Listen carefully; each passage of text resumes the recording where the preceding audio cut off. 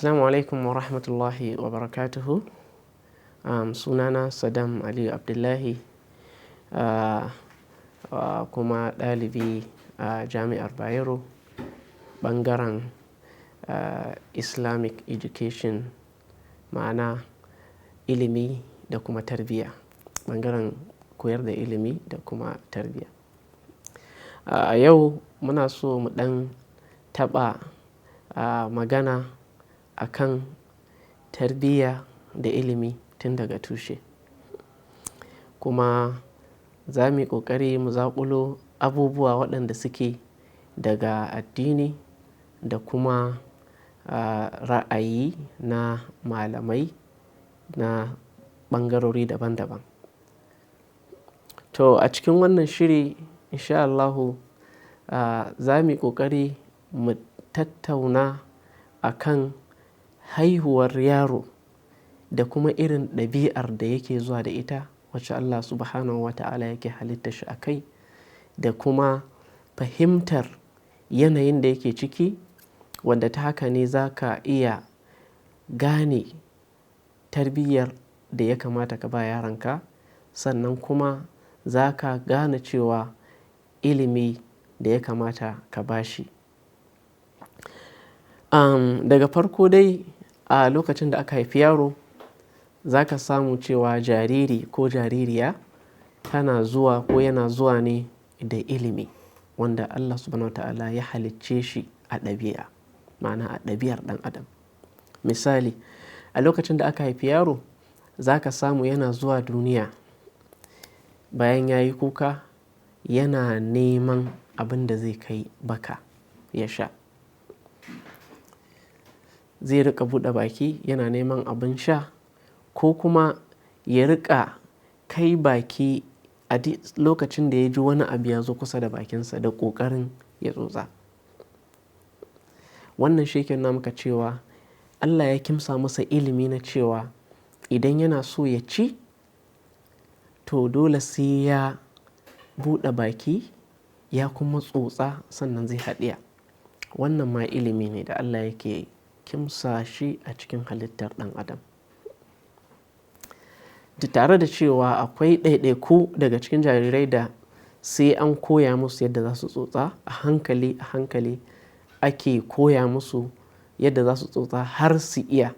To amma da yawa jarirai ko maza ko mata suna zuwa ne da tsotsansu, sun san yadda za su tsotsa.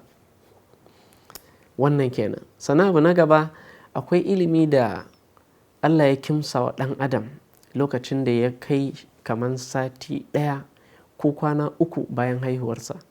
Za ka samu jariri ko jaririya suna iya gane object, wani abu da yake iya motsawa, musamman abu mai haske ko kuma abu mai sauti.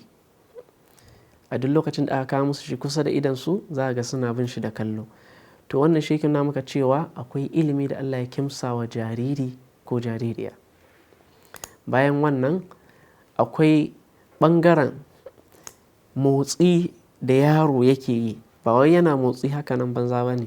Sau da yawa za ka samu cewa yaro yana motsi mai ƙarfi a lokacin da yake jin yunwa, yana harba ƙafafuwa da hannaye, wanda wannan alama ce ta yana tunatar da mai shayar da shi cewa fa yanzu yana buƙatar a bashi abin da zai sha. Ko da ma a ce tana bacci ne, wannan motsin da yake da hannu da ƙafa ta yiwu, tunda idan uwa tana kwanciya da ɗanta a kusa da ita, to wannan motsin nashi zai tashe ta, ta bashi ya sha. To kaga wannan ilimi ne da Allah ya kimsa shi a ɗabi'ar ɗan adam.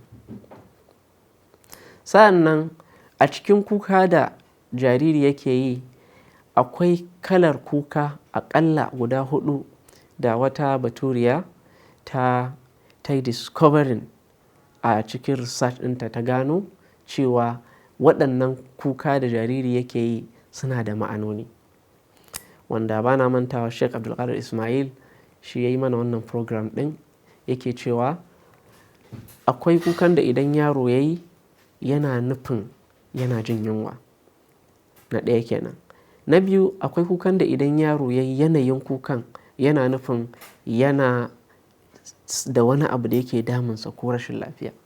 Sannan na uku, akwai kukan da idan ya yi yana nufin cewa yana buƙatar ya yi bayi, ya yi toilet. Sannan akwai kukan da idan ya yi kuma yana buƙatar ne a ɗauke shi, a jijjiga shi, a lallaɓa shi, a sa shi a jiki, ya ji shi a jikin mutum.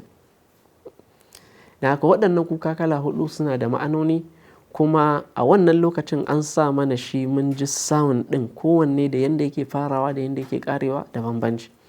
To kaga wannan ilimi ne da Allah ya sanya shi a ɗabi'ar ɗan adam, wanda bincike shi yake sa a gano haka. Wannan ɓangare na farko kenan. Ɓangare na biyu, za mu je hutun rabin lokaci insha Allahu. Idan muka dawo za mu ɗora. Wassalamu alaikum wa rahmatullahi wa barakatuh.